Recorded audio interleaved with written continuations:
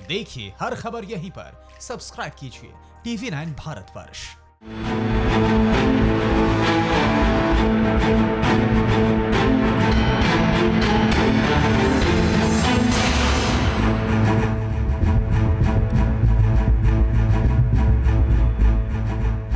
नमस्कार, मैं हूं निशांत चतुर्वेदी। हमारे खास शो फिक्र आपकी में आपका एक बार फिर स्वागत है। सबसे पहले गौर कर लेते हैं आज के सेगमेंट्स पर। फिक्र का जिक्र, उससे शुरुआत होगी, फिर जानना जरूरी है, फिर फिक्रनामा, फिर फिक्र हेडलाइंस, फिर खबर पॉजिटिव और उसके बाद जो है सो है। सेगमेंट्स के बाद देखते हैं कि आज आपकी फिक्र की बड़ी खबरें। सुनो जिनपिंग, मोदी के हुंकार। आज हम आपको बताएंगे कि मोदी ने LAC से चीन को कौन सा कड़ा संदेश दिया है। यहां शहादत, वहां शर्म।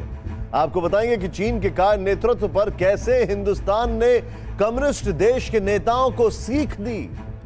तो यह भी बताएंगे कि कैसे डिजिटल स्ट्राइक से ड्रैगन की शामत आ गई है और दुनिया भी उसी रास्ते पर चलने लगी है जिस रास्ते पर भारत चल पड़ा।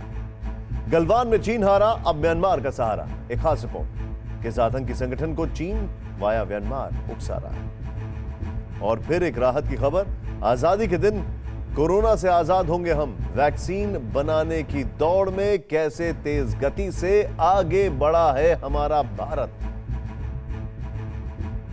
आज की फिक्र की सबसे बड़ी खबर जो पूरी दुनिया ने देखा। भारत दुनिया का सबसे बड़ा लोकतंत्र है और भारत के प्रधानमंत्री ने LAC पहुंचकर चीन का नाम लिए बिना चीन को आईना दिखाया।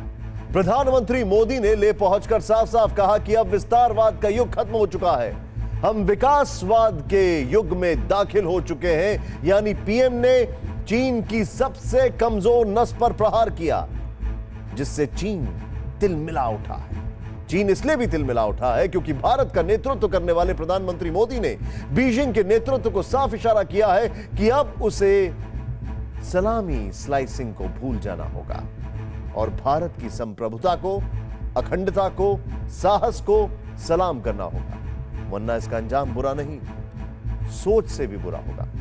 प्रधानमंत्री ने जो बातें कही वो सीधा निशाने पर लगी। चीन को भारत की बातें बहुत अंदर तक चुभी होंगी और इसका सबूत भी सामने आ रहा है। प्रधानमंत्री ने चीन का नाम लिए बिना फिर भी भारत में चीन के दूतावास ने अपने ट्विटर हैंडल पर ट्वीट किया है कि चीन ने 14 पड़ोसियों में से 12 पड़ोसियों के साथ सौहार्दपूर्ण माहौल में बातचीत करके सीमा निर्धारित कर ली है। 12 देशों से बॉर्डर एक मजबूत बॉन्ड में बदला है। चीन को विस्तारवादी कहना आधारहीन है। पड़ोसियों से विवाद को बढ़ा चढ़ाकर कहा जा रहा है। प्रधानमंत्री के संबोधन और चीन के दूतावास के इस ट्वीट में विस्तारवाद की नीति कॉमन फैक्टर है और इसी से साबित होता है कि चीन कितना तिलमिलाया हुआ है। लेकिन चीन एक बार फिर झूठ बोलता है। उसकी विस्तारवादी नीतियां आज भी जारी हैं और इसके बारे में फिर कभी बात करेंगे। आज हम बात करेंगे उस संदेश की जो प्रधानमंत्री मोदी ने LAC दौरे पर दिया। आपको दिखाते हैं 11,000 फीट की ऊंचाई पर हिमालय पर गूंजी हुंकार से मोदी ने बीजिंग तक कौन सी बात पहुंचाई।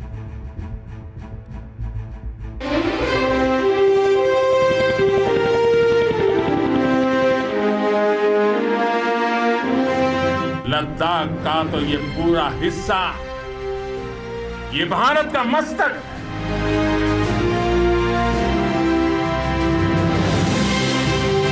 विस्तारवाद का युग समाप्त हो चुका है। ये युग विकासवाद का है। विस्तारवाद की जीत जब किसी पर सवार हुई है, इतिहास गवाह है कि ऐसी ताकतें मिट गई हैं। भारत माता की जय। भारत माता की जय। 11,000 फीट की ऊंचाई से ये प्रधानमंत्री की हुंकार है। भारत माता की। LAC से ये ड्रैगन को सीधा संदेश है। ये चालबाज चीन को चैलेंज करने का मोदी स्टाइल है। संदेश साफ है कि ये 2020 का भारत है। छेड़ोगे तो छोड़ेंगे नहीं, आंखें दिखाओगे तो औकात बता देंगे और हमारी जमीन पर नजर गड़ाए तो नामो निशान मिटा देंगे।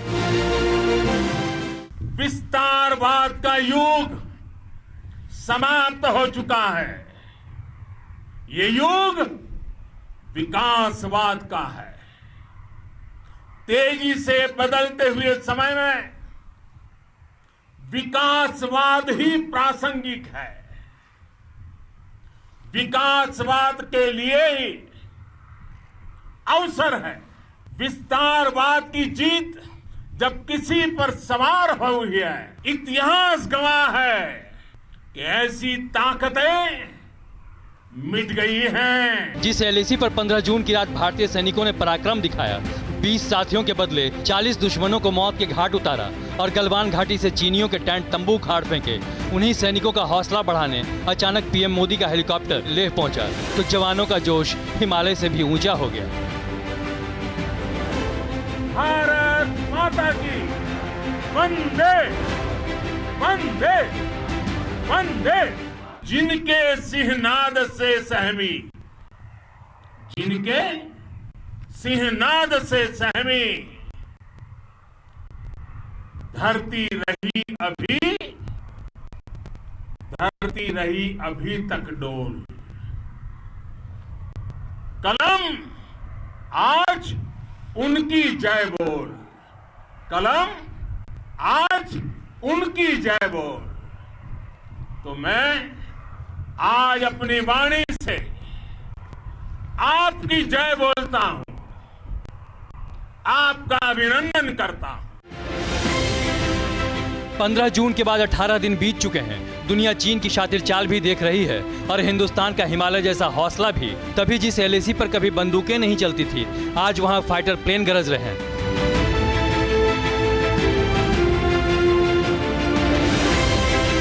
घातक मिसाइलें अलर्ट मोड में खड़ी।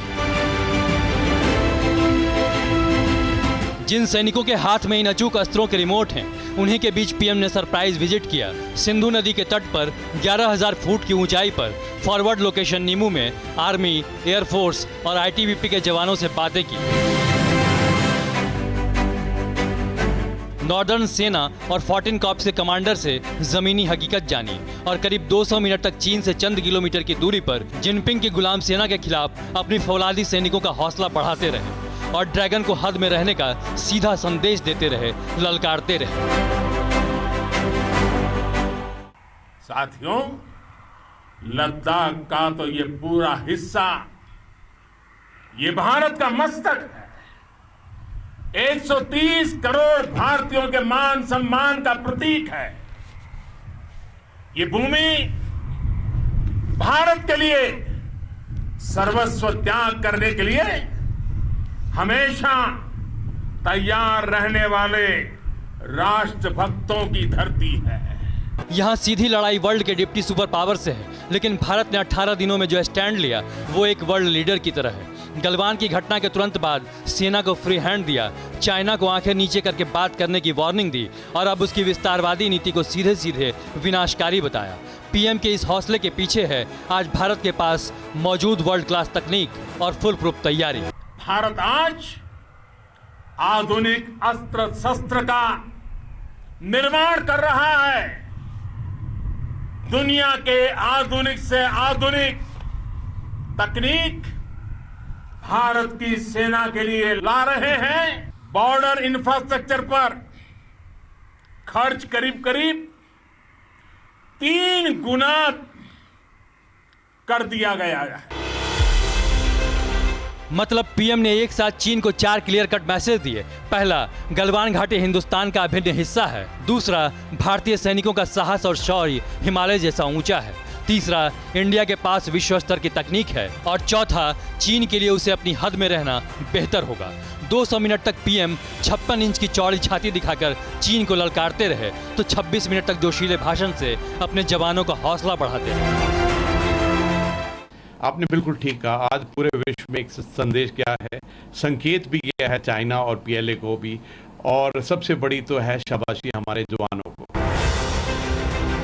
प्रधानमंत्री के सरप्राइज लद्दाख विजिट से चीन तिलमिला गया। चीनी विदेश मंत्रालय के प्रवक्ता झाओ लिजियन ने कहा, भारत और चीन सीमा पर तनाव दूर करने के लिए सैन्य और कूटनीतिक स्तर पर बातचीत कर रहे हैं। किसी भी पक्ष को ऐसा कुछ नहीं करना चाहिए कि इस जगह पर हालात और बिगड़े। मतलब मोदी का कड़ा और सीधा संदेश ड्रैगन तक पहुंचने में देर नहीं लगी। कुछ ही देर में उसका डर सामने आ गया और मोदी का लेह दौरे का तत्काल नतीजा भी सामने आ गया।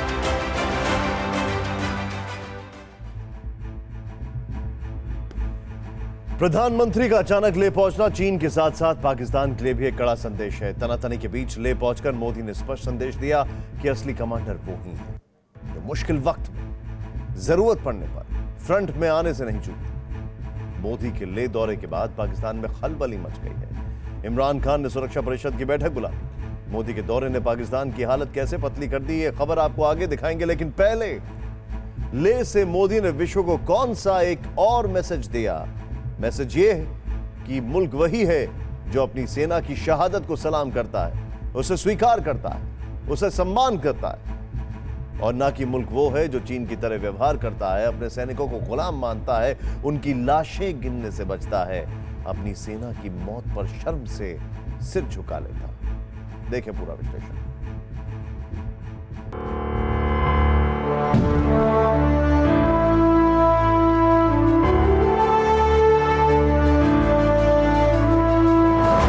ये हमारे देश की संस्कृति और संस्कार है कि हम अपने सैनिकों की शहादत पर आंसू भी बहाते हैं और उनके पराक्रम की पूजा भी करते हैं।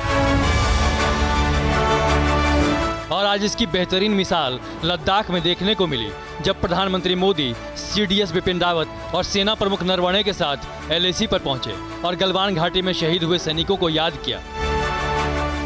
मैं गलवान घाटी में शहीद हुए अपने वीर जवानों को भी पुनः श्रद्धांजलि अर्पित करता हूं। आज हर देशवासी का सिर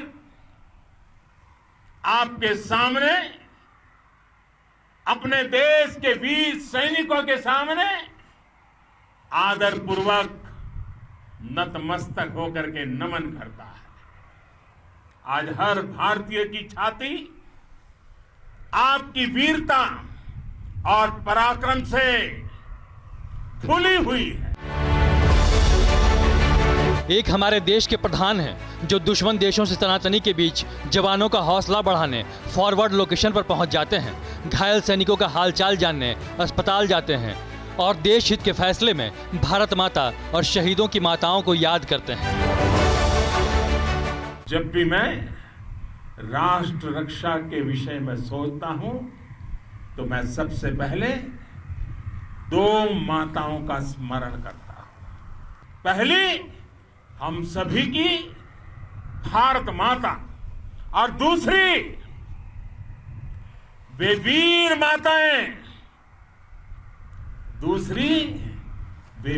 माताएं, जिन्होंने आप जैसे पराक्रमी योद्धाओं को जन्म दिया है। मैं उन दो माताओं का स्मरण करता हूं। मेरे निर्णय की कसौटी यही है। दूसरी तरफ चीन के प्रमुख शी जिनपिंग हैं, जो अपनी सेना को गुलाम से ज्यादा और कुछ नहीं समझते, क्योंकि 18 दिन बाद भी उन्होंने ये कबूल नहीं किया कि उनके कितने सैनिक गलवान में मारे गए, जबकि भारत ने सभी 20 शहीदों के नाम, रेजिमेंट और उनके पराक्रम का परिचय पूरे देश को बताया। और आज भी प्रधानमंत्री ने लद्दाख में डटे सैनिकों को नमन किया, उनका हौसला बढ़ाया। आपका साहस उस ऊंचाई से भी ऊंचा है जहां आप तैनात हैं। आपका निश्चय उस घाटी से भी सख्त है जिसको रोज आप अपने कदमों से नापते हैं। आपकी भुजाएं उन चट्टानों जैसी मजबूत है जो आपके इर्द गिर्द खड़ी है। आपकी इच्छा शक्ति आसपास के पर्वतों जितनी अटल है। एक तरफ हिंदुस्तान है जहां शहीदों की चिताओं पर मेला लगता है, शहीदों की माताएं हर जन्म में ऐसे ही बेटे की इच्छा रखती हैं, और दूसरी तरफ गुलाम पसंद चीन है जो अपने सैनिकों से दास जैसा सलूक करता है। यही वजह है कि अभी तक चीन ने गलवान का सच सार्वजनिक नहीं किया। पिछले 2 हफ्तों से चीन में आवाज उठ रही है कि जिनपिंग गलवान में मारे गए चीनी सैनिकों की संख्या बताए। दरअसल सरकार ये नहीं चाहती कि ऐसी कोई भी चीज चीन में सार्वजनिक की जाए, क्योंकि अगर ऐसा हुआ तो चीनी सेना विद्रोह कर देगी और फिर सारी बातें या फिर सारा मामला चीनी सरकार और जिनपिंग के हाथों से निकल जाएगा। मतलब चीन जिस तरह अपनी 140 करोड़ जनता, मीडिया और सैनिकों को दबा कर रखता है, उसी तरह मतलब भर की बातें ही सार्वजनिक होने देता है। इसका बड़ा कारण है तानाशाह सरकार। जबकि आज दुनिया ने जो हिंदुस्तान की तस्वीर देखी, मोदी का जो सैन्य प्रेम देखा, उसकी वजह है दुनिया का सबसे बड़ा लोकतंत्र। और ये लोकतंत्र की बड़ी खूबसूरती है कि हालात कितने भी कठिन क्यों न हो, सरकार और सेना कदम से कदम मिलाकर चलती है। दुनिया ने आपका अदम्य साहस देखा है, जाना है। आपकी शौर्य गाथाएं घर घर में गूंज रही है और भारत माता के दुश्मनों ने आपकी फायर हुई देखी है और आपकी फ्यूरी भी। मतलब ऐसा देश है मेरा कि आम से लेकर प्रधान तक सैनिकों की शहादत को नमन करता है और अपने जवानों के शौर्य को सलाम करता है।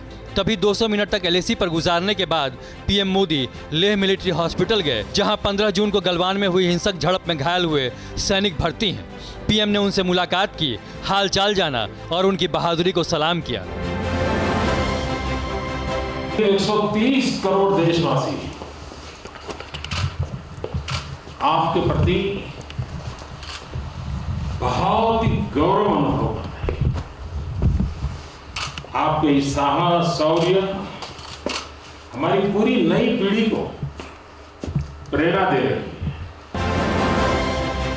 जाहिर है जो देश अपनी सेना को गुलाम से ज्यादा नहीं मानता, उसे भारत सरकार और भारतीय सेना की ऐसी केमिस्ट्री चुभनी तय है, और इसलिए चीन ने डर वाली प्रतिक्रिया भी जाहिर कर दी। भारत माता की, भारत माता की, वंदे वंदे वंदे।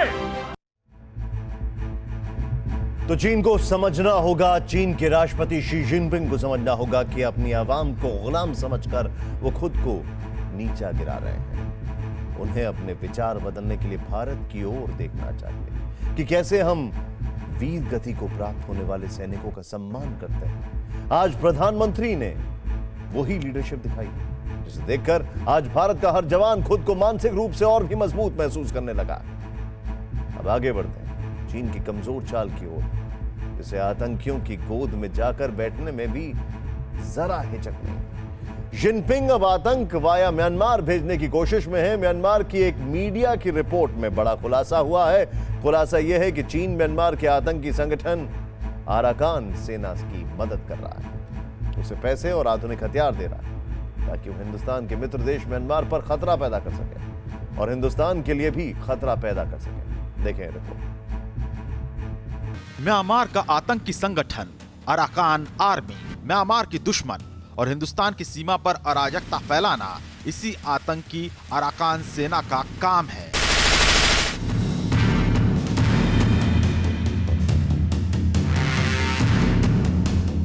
लेकिन अब तक ये सवाल था कि इन अराकान आतंकियों को हथियार कहां से मिले, इनके नापाक मंसूबों को कामयाब बनाने वाला गुनहगार कौन है, और आखिरकार वो खुलासा हो ही गया। इस खुलासे को जानकर आप हैरान रह जाएंगे। आपके दिमाग में एक देश के खिलाफ नफरत और गुस्सा किसी विस्फोटक की तरह बहेगा।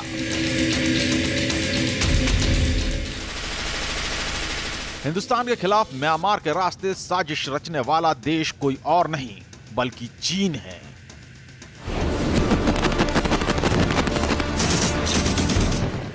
ड्रैगन अपनी हरकतों से बाज नहीं आ रहा।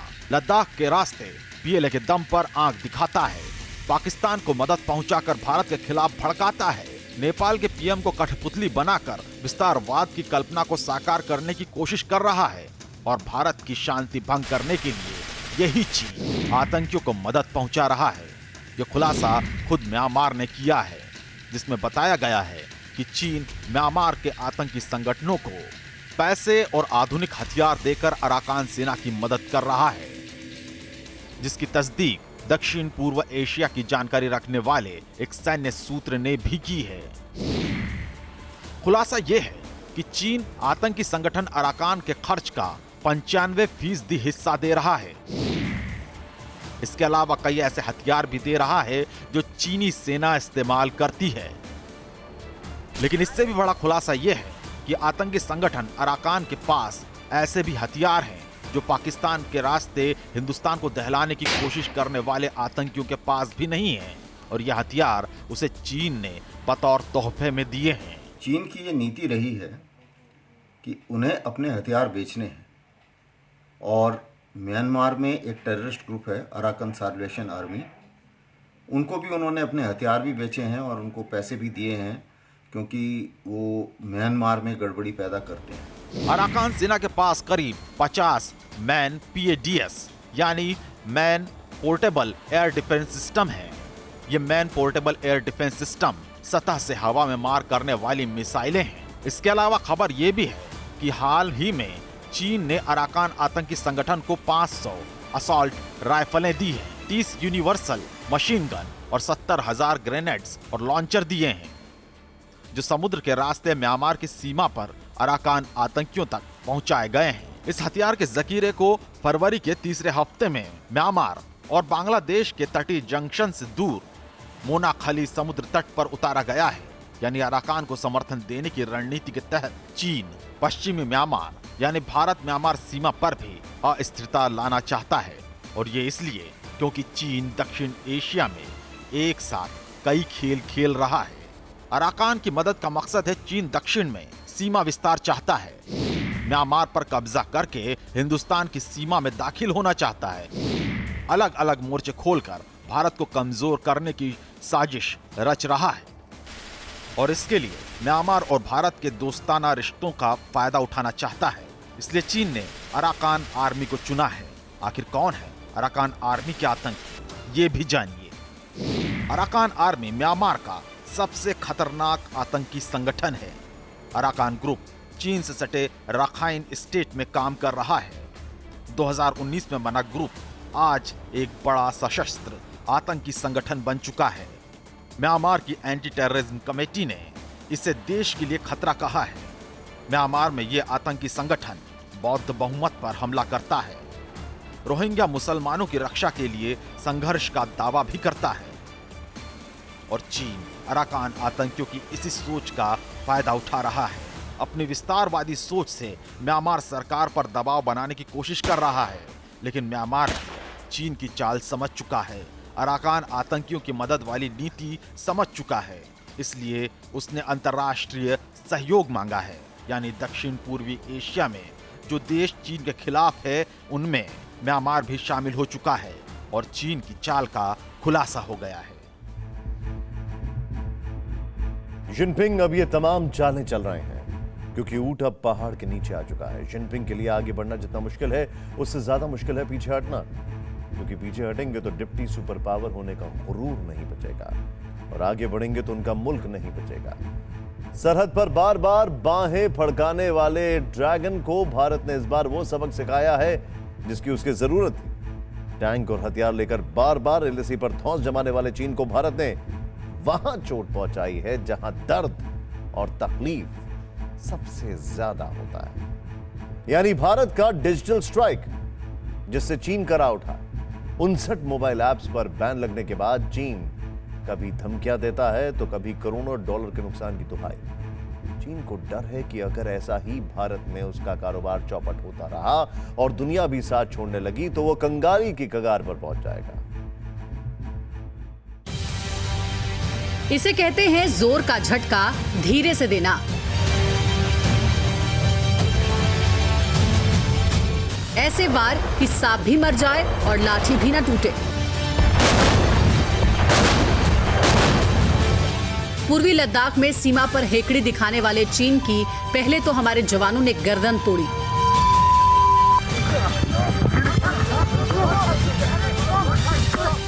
फिर मोदी सरकार ने ऐसा मास्टर स्ट्रोक मारा कि ड्रैगन की कमर तोड़ दी। झटका $6 बिलियन का है। जी हाँ, $6 बिलियन मतलब 44,553,000 करोड़ रुपए। भारत ने चीन के लिए जासूसी करने वाली 59 मोबाइल ऐप को बैन किया। पूरा हिसाब किताब छोड़िए, अकेले बाइटडांस यानी टिकटॉक और हेलो ऐप की मदर कंपनी को $6 बिलियन का झटका लगा है। ये आंकड़ा तो चीनी कंपनी के सूत्रों से बाहर आया है। सच तो यह है कि झटका इससे 5 गुना ज्यादा $30 बिलियन का है। तभी तो चीन की सरकार बौखला उठी है। चीन के मंत्रियों के पसीने छूट रहे हैं। चीनी सरकार का माउथपीस ग्लोबल टाइम्स तो समझिए रो पड़ा है। सबसे पहले ग्लोबल टाइम्स के इस ट्वीट को देखिए। इसमें लिखा है, चीनी इंटरनेट कंपनी बाइटडांस, जो कि टिकटॉक की पेरेंट कंपनी है, उसे भारत चीन सीमा पर जारी तनाव के बाद भारत सरकार द्वारा बैन किए जाने की वजह से $6 बिलियन का नुकसान हो सकता है। चीनी वाणिज्य मंत्रालय के होश फाख्ता हो चुके हैं। मंत्रालय के प्रवक्ता गाओ फेंग ने 59 मोबाइल ऐप पर लगी पाबंदी को भेदभावपूर्ण कदम बताया। गुहार लगाई है कि भारत सरकार इस पर दोबारा विचार करे। चीन के विदेश मंत्रालय के प्रवक्ता पहले ही ट्विटर पर चिंता जता चुके हैं। इतनी बौखलाहट इसलिए कि चीन को अब अंदाजा लग चुका है कि भारत के साथ पंगा लेना उसे महंगा पड़ सकता है। सिर्फ टिकटॉक जैसे ऐप को भारत में बैन करने से उसे अरबों का नुकसान झेलना पड़ सकता है।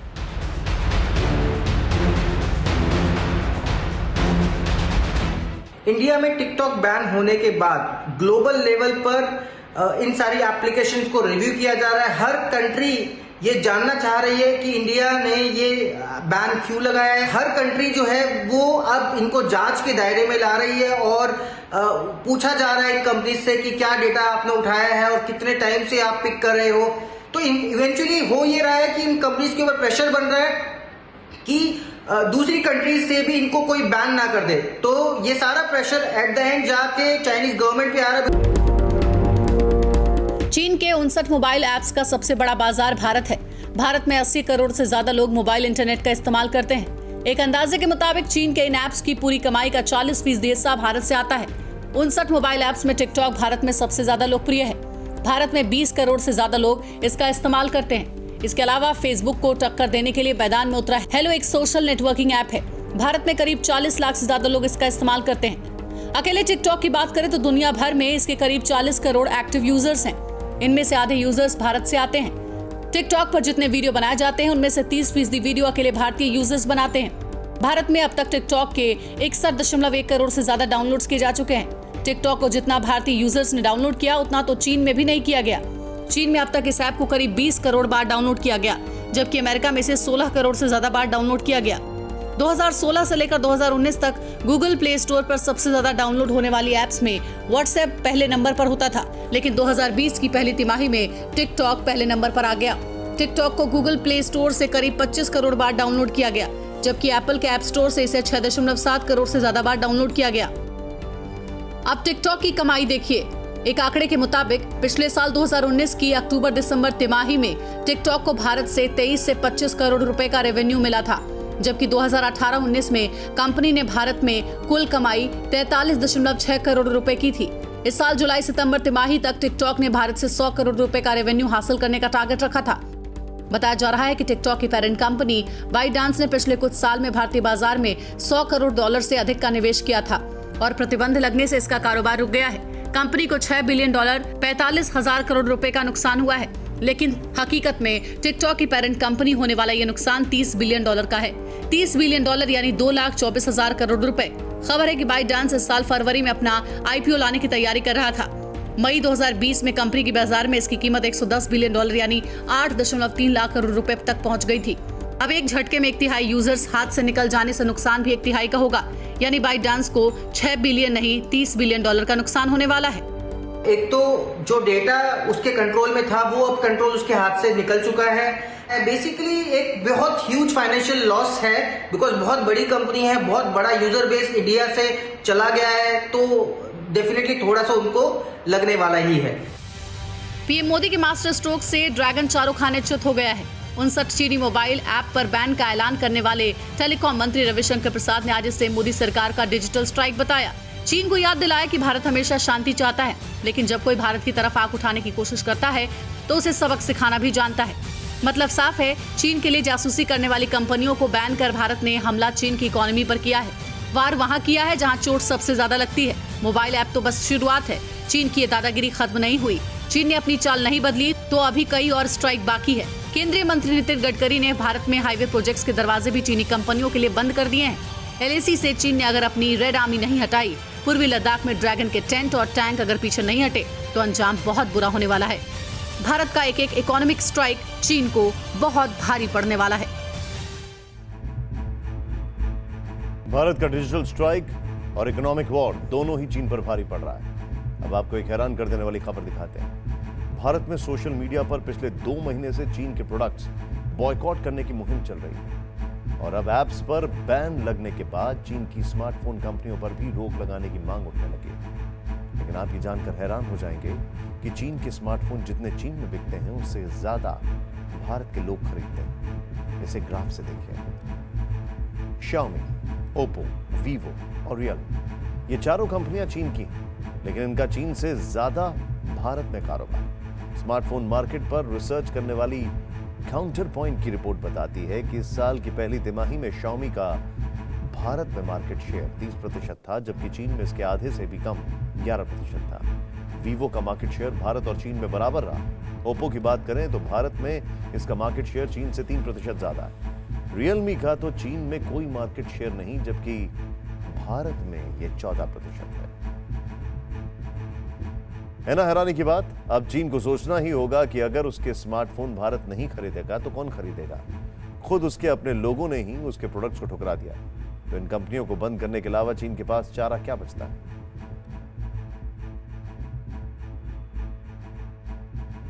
हमने पहले भी आपको बताया था कि चीन की असली चिंता भारत का कारोबार चौपट होना नहीं, उसकी चिंता है कि कहीं दुनिया भी भारत के ही दिखाए रास्ते पर ना चल पड़े। और अब वो ही होने लगा है। चीन को पूरी दुनिया ठुकराने लगी है। अमेरिका, फ्रांस, ब्रिटेन, जर्मनी और रूस जैसे सुपर पावर से लेकर जापान, ऑस्ट्रेलिया और कनाडा तक का या तो भारत के साथ खड़े हैं या चीन के खिलाफ हो चुके हैं। वास्तविक नियंत्रण रेखा से शुरू हुई लड़ाई संयुक्त राष्ट्र सुरक्षा परिषद तक पहुंची तो वहां भी अमेरिका और जर्मनी भारत के साथ खड़े नजर आए।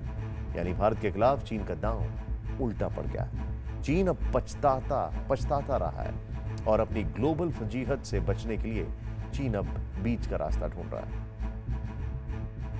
विस्तारवाद का युग समाप्त हो चुका है। ये युग विकासवाद का है। ये सबल और संप्रभु भारत के नए आत्मविश्वास का उद्घोष है। इतिहास गवाह है कि ऐसी ताकतें मिट गई हैं या मुड़ने के लिए मजबूर हो गई। ये सशक्त और आत्मनिर्भर भारत की चीन को अब तक की सबसे बड़ी चेतावनी है। लद्दाख में भारत के वीर सपूतों को संबोधित करते हुए पीएम मोदी ने ड्रैगन को उसकी सीमा भी बता दी और सीमा लांघने पर होने वाले अंजाम की भी याद दिला दी। प्रधानमंत्री की सुंकार में 1 अरब 30 करोड़ भारतीय की गर्जना भी सुनाई दे रही थी और दुनिया के सुपर पावर देशों की ध्वनि भी गूंज रही थी। जी हां, सरहद पर चीन के दुस्साहस के सामने पहाड़ बनकर खड़े भारत के जांबाजों ने पूरे विश्व को ड्रैगन के खिलाफ लामबंद कर दिया है। सीमा पर चीन के सामने लक्ष्मण रेखा खींचकर भारत ने पूरी दुनिया को उसकी ताकत का एहसास करा दिया है। जो मैसेज अभी जारी है भारत की तरफ से चीन को, वो ये है कि भारत का इरादा मजबूत है और हम पीछे हटेंगे नहीं। इस बार हटना चीन को ही पड़ेगा अगर वो शांति चाहता है तो, क्योंकि भारत तैयार है दोनों रास्ते के लिए। पहले गलवान घाटी में चीन को भारत का करारा तमाचा, फिर 59 चीनी कंपनियों पर भारत का प्रचंड प्रहार। नए भारत के प्रबल सामर्थ्य को देखकर विश्व की बड़ी शक्तियां भी चीन के विरोध में एकजुट हो गई हैं। पिछले 48 घंटे में वो हुआ जो पिछले 48 सालों में नहीं हुआ। फ्रांस से लेकर अमेरिका तक, जर्मनी से लेकर ब्रिटेन, रूस से लेकर जापान तक, एक के बाद एक दुनिया के बड़े बड़े देशों ने चीन के खिलाफ अपने तेवर कड़े कर लिए हैं। कोरोना वायरस फैलाकर विश्व का नंबर 1 देश बनने का सपना देखने वाला चीन बहुत बुरी तरह से घिर चुका है। एक प्रकार प्रकार से पूरा वर्ल्ड भारत की तरफ देख रहा है कि ये एक देश है जो चीन से टक्कर ले सकता है। तो जो भारत का कद है वो दुनिया में बहुत बढ़ गया है। पिछले 48 घंटों में क्या क्या हुआ, बस आप गौर से सुनते जाइए। वास्तविक नियंत्रण रेखा पर चीन के साथ टकराव और चीनी कंपनियों के खिलाफ भारत के डिजिटल स्ट्राइक के बीच सबसे पहले पुराना दोस्त फ्रांस भारत के समर्थन में आ गया। फ्रांस ने गलवान में शहीद हुए भारत के वीर जवानों को श्रद्धांजलि दी। फिर भारतीय वायुसेना के लिए 4 के बदले 6 संहारक राफेल भेजने का ऐलान किया। फ्रांस से राफेल की एक खेप भारत आने की खबर सुनते ही ड्रैगन के हाथ पैर कांपने लगे। फ्रांस के बाद सुपर पावर अमेरिका ने सीमा विवाद पर खुलकर भारत का समर्थन किया। अमेरिका के विदेश मंत्री माइक पॉम्पियो ने भारत को सैन्य समर्थन देने का ऐलान किया तो चीन के पैरों तले जमीन खिसक गई। फिर टिकटॉक पर प्रतिबंध लगाए जाने के फैसले पर पॉम्पियो ने भारत की जमकर तारीफ की। कहा, भारत ने अपनी सुरक्षा खुद सुनिश्चित कर ली है। अमेरिकी सरकार ने चीन की 2 कंपनियों हुआवेई और जेट को अपनी सुरक्षा के लिए खतरा बताया।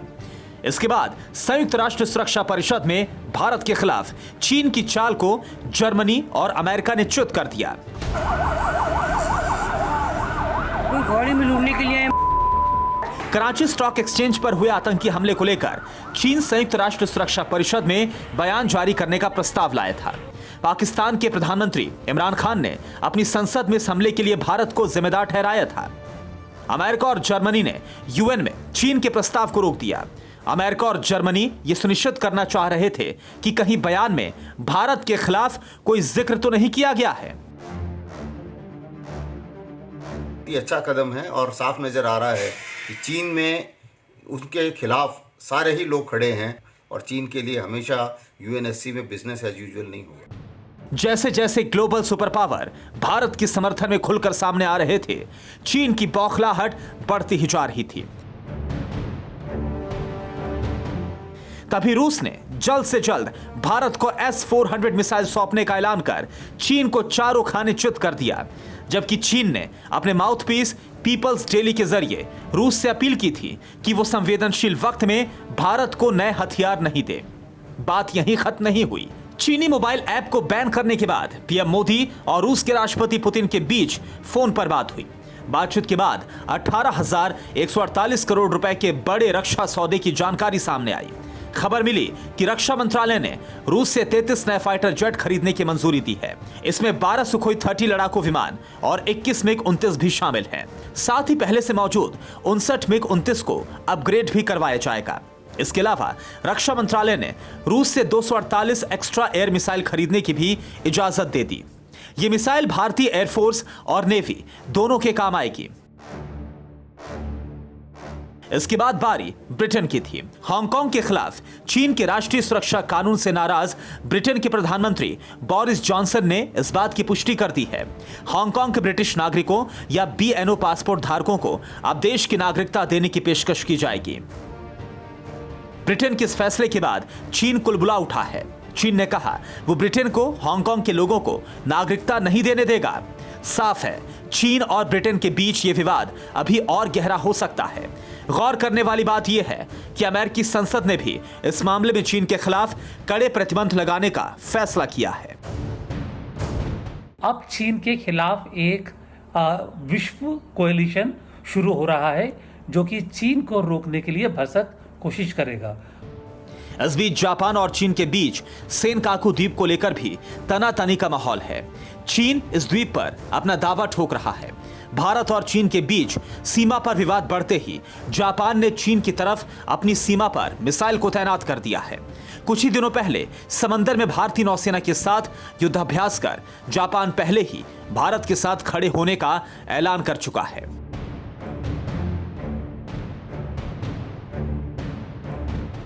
इसके अलावा दक्षिण चीन सागर में चीन की दादागिरी से ताइवान से लेकर इंडोनेशिया, मलेशिया, फिलीपींस और वियतनाम जैसे देश परेशान हैं। आसियान के सभी 10 देश चीन से टकराव के मूड में हैं। चीन के अत्याचार को देखते हुए 27 देशों ने संयुक्त राष्ट्र मानवाधिकार आयोग में जाने का फैसला कर लिया है। चीन की तरफ से लगातार जारी आर्थिक घेराबंदी और साइबर हमलों से परेशान ऑस्ट्रेलिया ने इंडो पैसिफिक क्षेत्र में अपनी सेना को और मजबूत करने का फैसला किया है।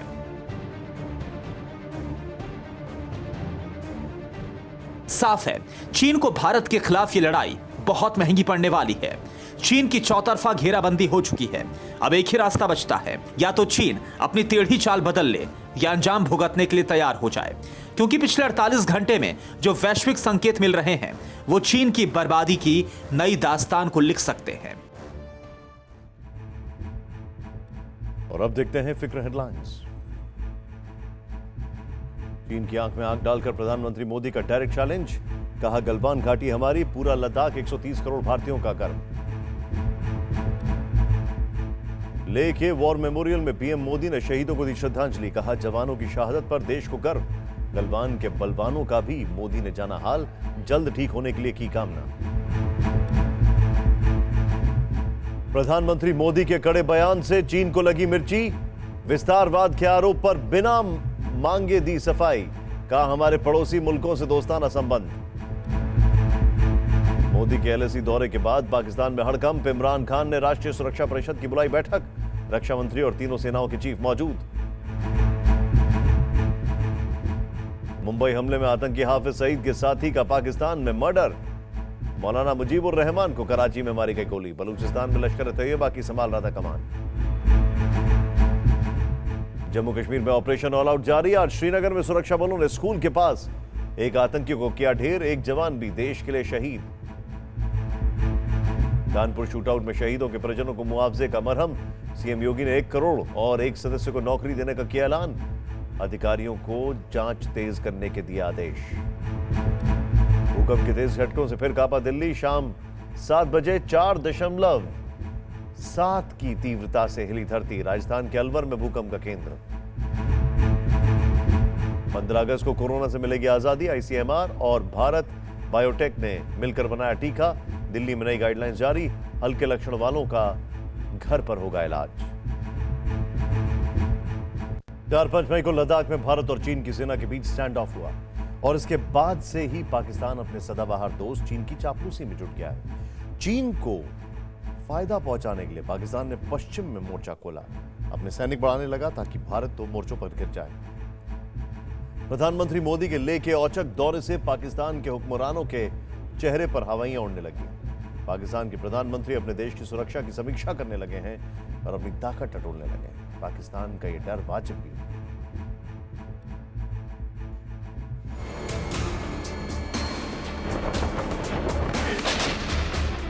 एलएसी यानी वास्तविक नियंत्रण रेखा पर ड्रैगन ने जरा सी आंख क्या दिखाई, एलओसी पर पाकिस्तान के प्रधानमंत्री इमरान खान नियाजी की तोपें निकल आईं। पाकिस्तान के हुक्मरान ऐसे गुर्राने लगे जैसे वो हिंदुस्तान की सरजमी को धुआं धुआं कर देंगे।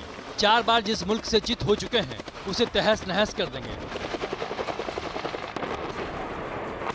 जिनपिंग के चापलूस भक्त इमरान खान नियाजी को शायद गुमान तक नहीं था कि 2 महीने के अंदर पासा ऐसा भी पलट जाएगा कि भक्त के साथ साथ भगवान की भी हैकड़ी निकल जाएगी।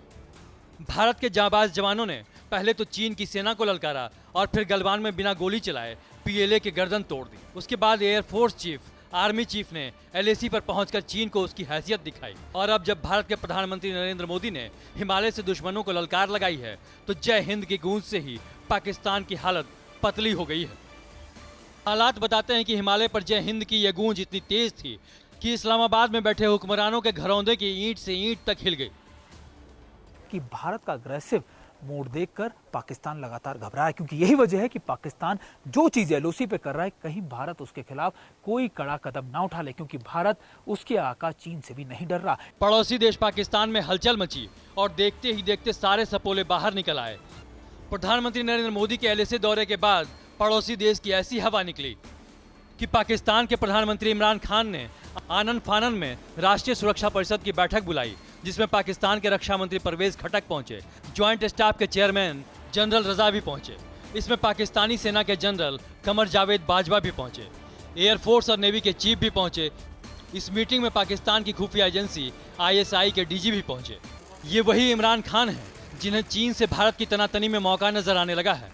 इमरान के इशारे पर बाजवा ने अपने 20,000 सैनिकों को गिलगित बाल्टिस्तान में तैनात कर दिया है।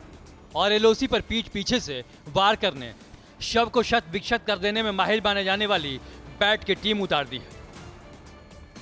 इमरान ने अपने आतंकी संगठन अल बद्र को भी जिनपिंग के हवाले कर रखा है और चीन का हुक्म मानने भारत में तबाही मचाने का टारगेट दे रखा है। इमरान ने जिनपिंग को खुश करने के लिए एलओसी के पास का स्कर्दू एयरबेस भी सौंप रखा है ताकि जरूरत पड़ने पर चीन दो तरफा हमले कर सके। लेकिन पाकिस्तान की शाहीन से लेकर गजनी मिसाइल तक धरी की धरी रह गई और भारत ने हिमालय पर ऐसा व्यू रचा कि हिमालय पर दोनों मोर्चों में खलबली मच गई।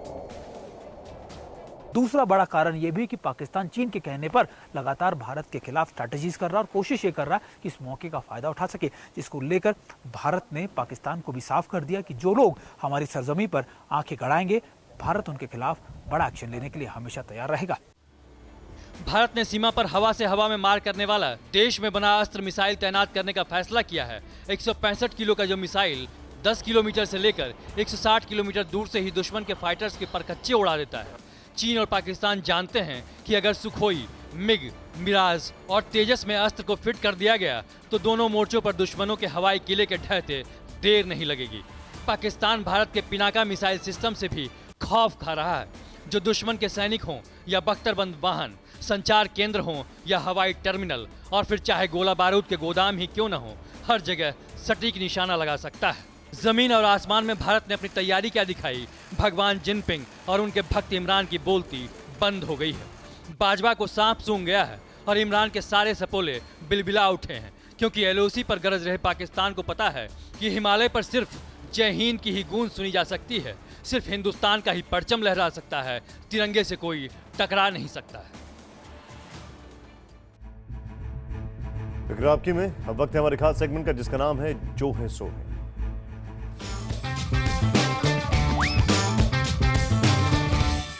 तो हाल ही में डॉक्टर्स डे मनाया गया। धरती के भगवानों को उनके दिन की एक बार फिर से बधाई।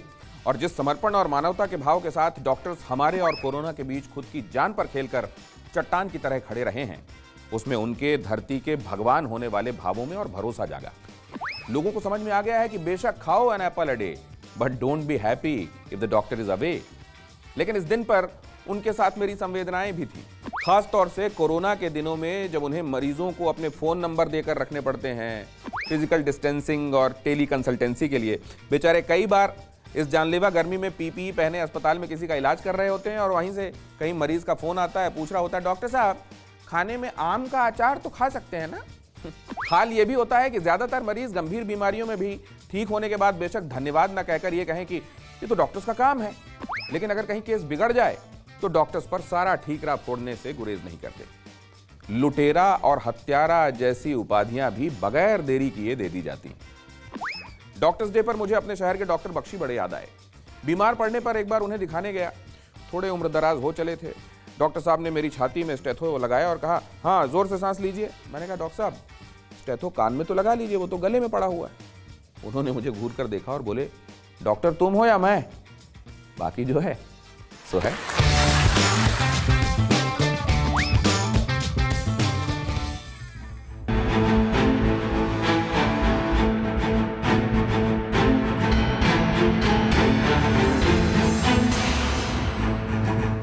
न्यूज़ टॉप 9 रोज सुबह 7 बजे और शाम 7 बजे सिर्फ TV9 भारतवर्ष पर।